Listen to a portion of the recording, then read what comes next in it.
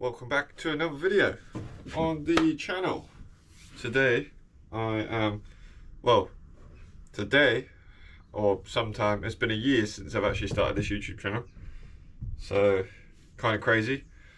It's been well, it's been good, like 473 subscribers in the space of a year, which I think is quite nice. It's quite steady progress, it's not like crazy. Would have been nice to hit 500, but you know, is what it is. I've got what, 4 more days until the 31st of December, so maybe this video will attract an extra 27 people, so we'll see. But anyway, thank you for all the support in all the videos, the comments, subscribing, likes, all that stuff. It's great, you know, I really appreciate it. So yeah, but this video is obviously in my shed again, and what I'm going to do is I'm going to talk through my harness setup, which I done sort of in a video when I previously, well, like one of my first ever videos. So if you want to check it out, I'll try and find a link, or you know, just search my harness setup, I think it's called. So but this time round I'm going to do a video on my current setup, what's changed, why I use what I have, why that's on my harness, why this is on my harness instead of this, stuff like that. So yeah, without further ado, let's get into my harness setup. Right, so where do we begin? That's the question. So I've been running the Courant Koala harness for, I want to say 3 years, I think. I've been running the Koala harness. Really nice harness. Like, I used to have the Tree Motion harnesses, but I just found them too heavy, bulky, and for me, I get a bit carried away with all the gadgets and the customization on it. So this at least keeps me a bit limited on what I can get up to and what I can do with the harness. So yeah, I mean, I would personally, if anyone asked me which I prefer, it's the Koala harness, not the Tree Motion, just personal preference. So yeah, let's start with shoulder straps. I have the Courant Koala shoulder straps, obviously, to go with the harness. I wouldn't wear a harness now without shoulder straps. Like, the difference it makes with actually holding the harness where you want it, like supported around your waist more than your ass, and like on your lower back, it's more supported. It feels like you're wearing the harness, opposed to, you know, possibly slipping at the top if you hang upside down or something silly. But yeah, they're really comfortable. You know, you've got all these integrated loops that you can clip stuff to. You know, you can clip bits and pieces to it. You can do whatever you want with those shoulder straps, and it sort of keeps the options open for you. So for me, shoulder straps on a harness are a must nowadays, especially when you're doing fells and you've got big saws. The weight of the saw is actually hanging off your body, like your shoulders. It goes through your body more, opposed to hanging off your hips, because it's not good for your hips. And before you know it, you're walking around with you've got a weird walk about you because you've had a 6.6 hanging on one side, or some really heavy gear hanging on you. So if you haven't tried them, try out some shoulder straps and see what you think. Might not be for you, but for me, any harness, it's got to have shoulder straps. So yeah. So on the shoulder straps, I carry a Roll Clip Z on my harness, on my shoulder straps, purely for maybe if I want to run saws down, heavy saws down. I got a bit of pulley advantage for the groundsman to pull it back up to me.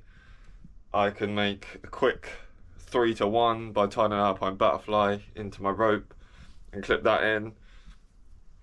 I can drag tail like with the bottom of the rope runner so it runs smoother.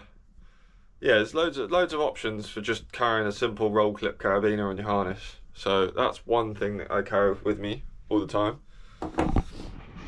Another thing that's on my shoulder straps is the chest ascender that I have. So this is actually from like the Recoil hydration stuff, or hydration pack you can get. So, you know, I just have this as a chest ascender, and then it clips to the other side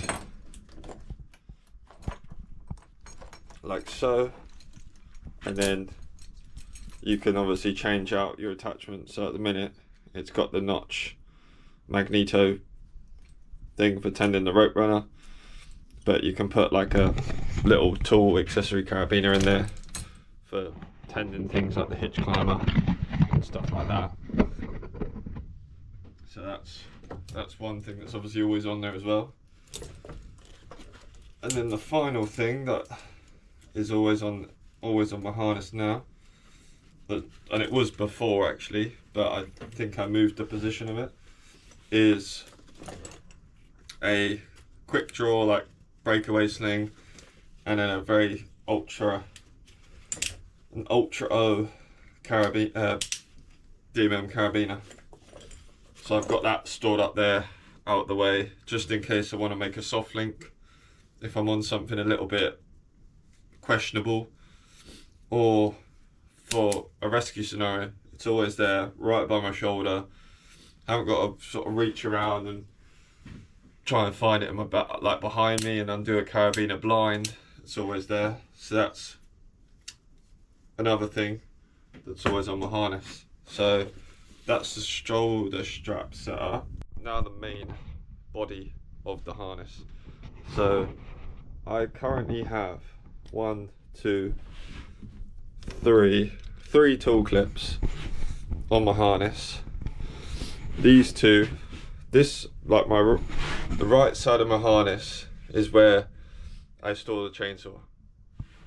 Purely so I have sharp stuff one side of my body and stuff that's going to get cut by the sharp stuff on the left hand of my body. So it's all separated, so I'm not crossing, I'm not getting tangled, I'm not running the risk of like catching this with the rope and pulling fibres and all that stuff. Just trying to minimize any sort of potential snags and cuts. So yeah, that's why I run the notch swinger, I think it's called, on this side. So I got the notch swinger.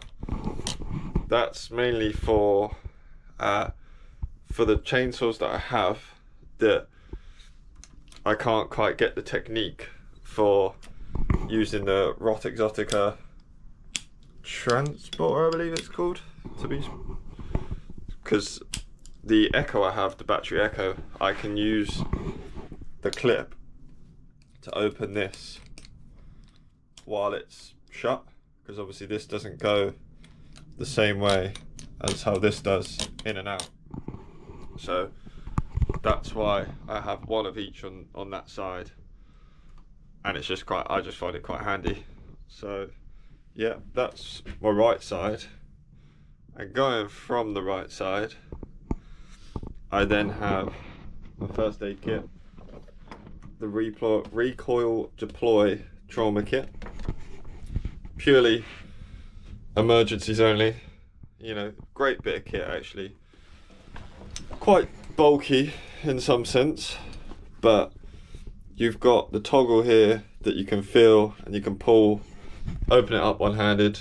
Not going to do it because trying to get the poppers back so that it stays in one unit is a pain in the ass for me personally. But yeah, solid bit of kit for when that situation comes. Then on to the next bit that I have is this lot. I have a little pulley, little Stein pulley, and then I have carabiner. And then also I recently added a ring sling, a Turfelberger ring sling that I normally always carry, is always on the harness now, which for me it's good because I used to have a Prusik, just a simple eye-to-eye hitch cord, but with that it's sort of somewhat limited the options of what you could use it for, whereas I like to have stuff on the harness I can chop and change and use for different situations. So like this is quite good because it's still, you've got the eye-to-eye hitches, so you can still make a eye-to-eye system for a bit of friction. You can make it as a redirect and then feed the tail of the redirect where you want it, so it's quite good in that sense. But also in a rescue situation, if I need to have a Prusik, you know, a Prusik situation above for whatever reason to take the load of the other climber, I've got that there. Then I've got the pulley for, again, a similar situation on why I would have the Petzl roll clip for 3-to-1s, pulley advantages.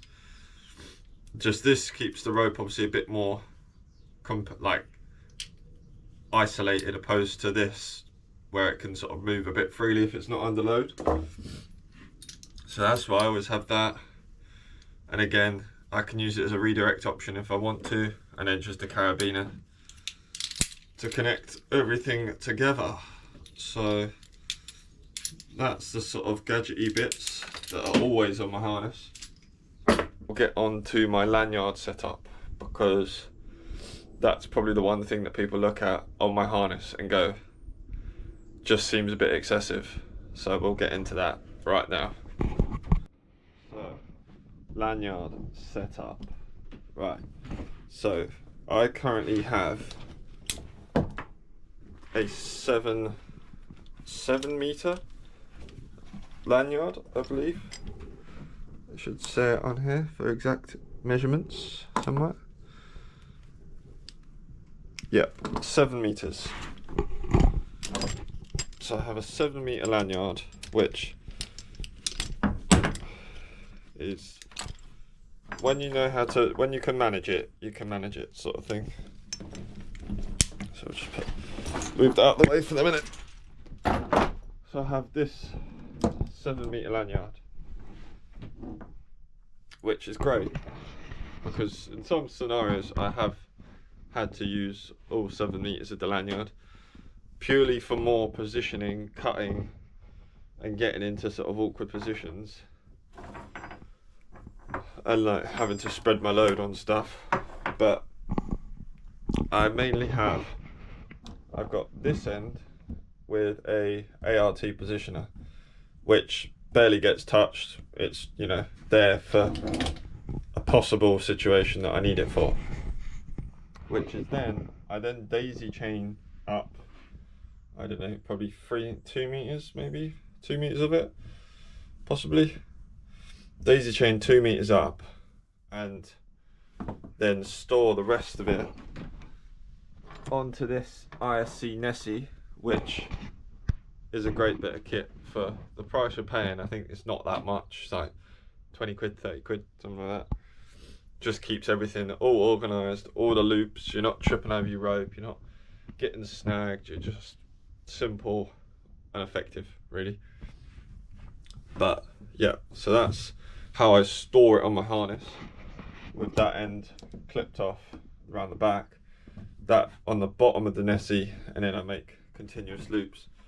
Then I've had this has been on here for years. Well, this bit of kit that I use just keeps it flowing on the side, so that when it comes out off my left hip, it's at a sort of sensible height instead of drooping down or dropping.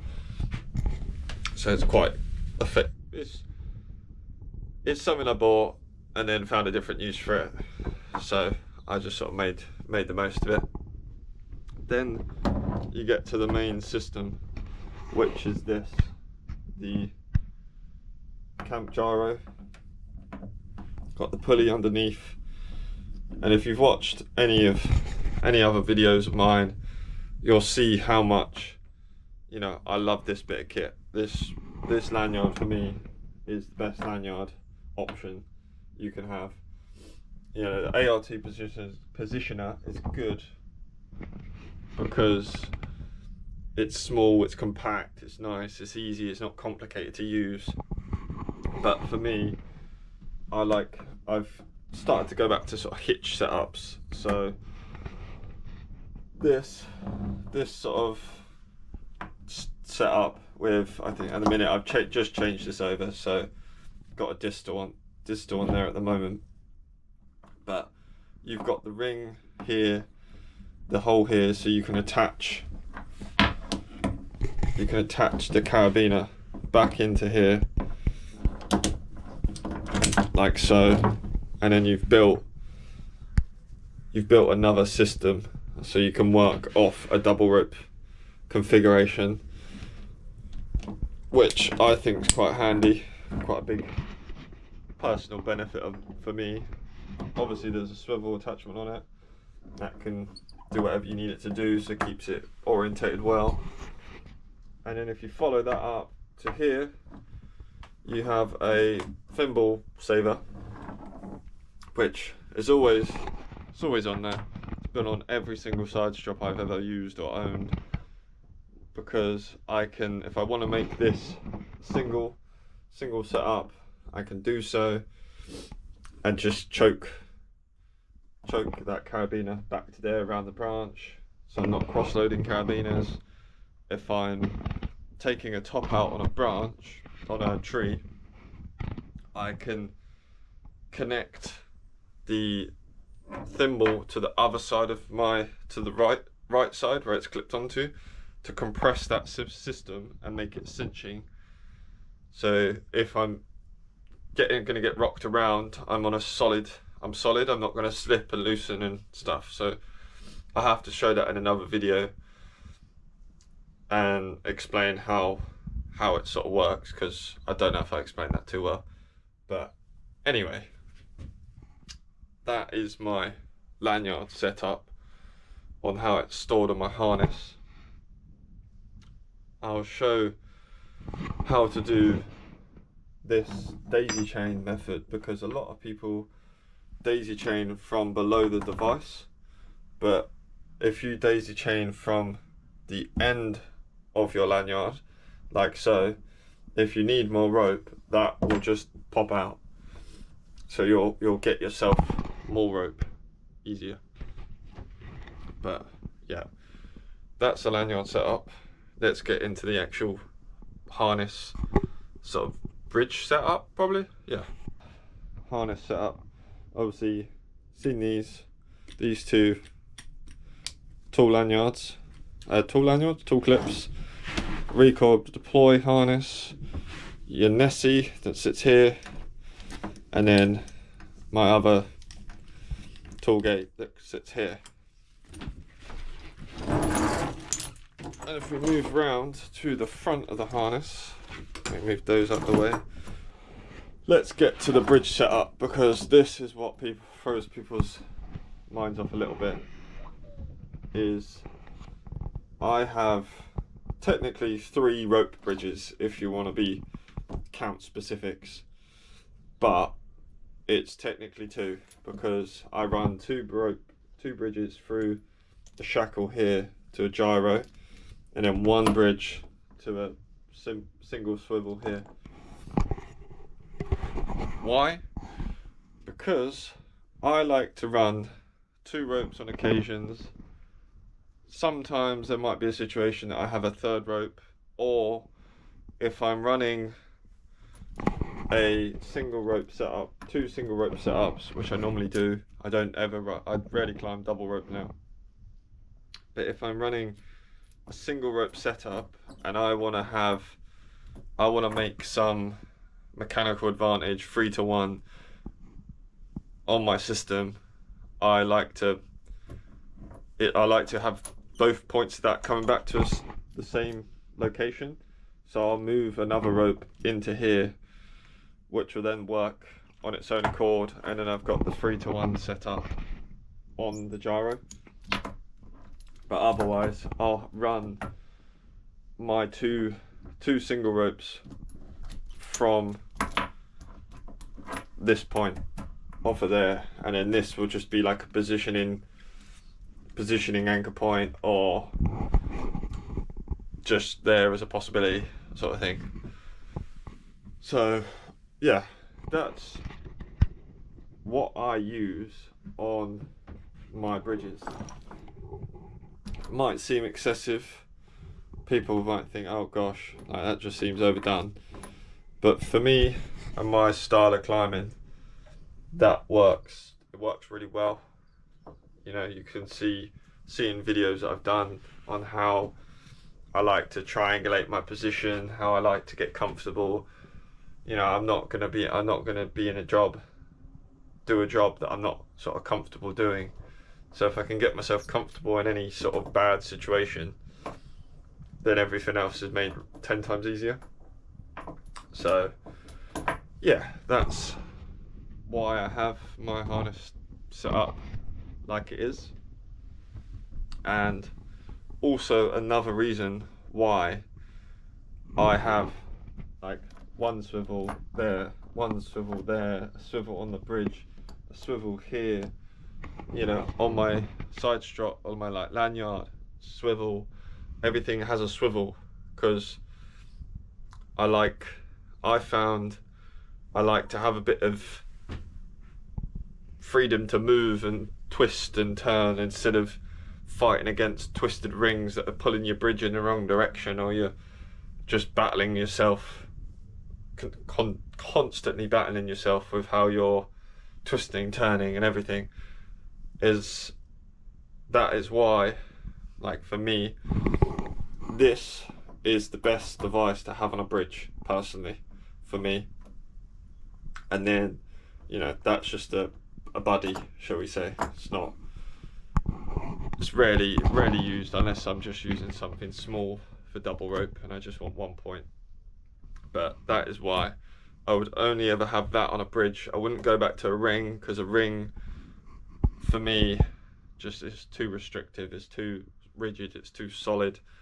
So it just hurts my back, really, in all honesty. So yeah, that's my bridge setup. The few gadgets that are regularly on my harness, they're on there all the time. You know, how I have the back, like my sort of side tool clips set up, deploy harness set up, like trauma kit set up, and then how I also have, you know, my lanyard stored on there. So I'll just show you how the lanyard's stored, and we'll then wrap up the video. So one moment. Right, put the harness on now. So as you can see, you've got the gyro clipped onto there, and then I actually store my carabiner onto here, so I can, once you get the motion, it's quite easy to unclip and clip in, and then it's stored on the Nessie, which is somewhere there. I don't really think this is actually very good. It's not a very good option, so let me take this off. I thought it might have been a good camera angle, but it's terrible.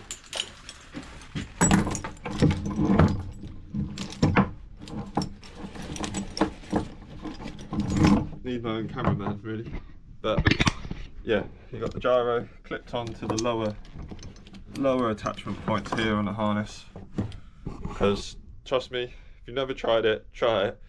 Far more comfortable than the upper D's when you're positioning and you're just climbing around the tree, not on spikes. Far more comfortable. Then I have it clipped onto here. You probably could have seen a bit better in the other clip, but I can flick that off one-handed when it's on me. Into the Nessie, couple loops, daisy chained on to the other side here. So that is my harness setup, my basic harness setup, what I have. And yeah, any questions with it, anything you want me to go more in detail with, let me know in the comments below. But otherwise, that is the main video. But before I do sign off from the videos, I just want to say big thank you to everyone that supported the channel this year. You know, hopefully some big things to come in 2026. A lot of things that could open a few opportunities for me. Like this year, I have had a few opportunities which haven't kind of worked out the way that I wanted, which is annoying, but it is what it is. It's, you know, there's not much, it's a lot of things that are out of my control, but what can you do? You can only try. We just have to sort of step back, take another approach and go again with everything. So yeah, we'll see what happens in the new year. And yeah, hopefully the channel continues to grow.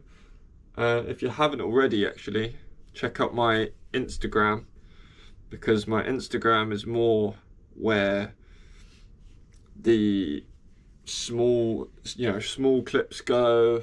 I'm going to be doing a lot more educational stuff for 2026 as well, because I'm meeting a lot of new people lately, a lot of young people that want to progress, they want to learn, they want to see things, and I feel like I can offer that, you know, teach people stuff and just share a bit of knowledge instead of going, this is me cutting down a tree and getting loads of likes because it's cool. I want to try and teach people stuff and show people things, and you know, give them a bit of motivation to want to progress in a career that they want to do and where they want to be and get to a position that they want to do, you know, that stuff. So that's enough of me rambling, because I think this has actually turned into quite a long video, but I'll see in the edit. But yeah, hope you enjoyed. That's my harness setup. Thanks for the support, and I will catch you in another video, and likely in the new year. So I will see you then, and have a great new year.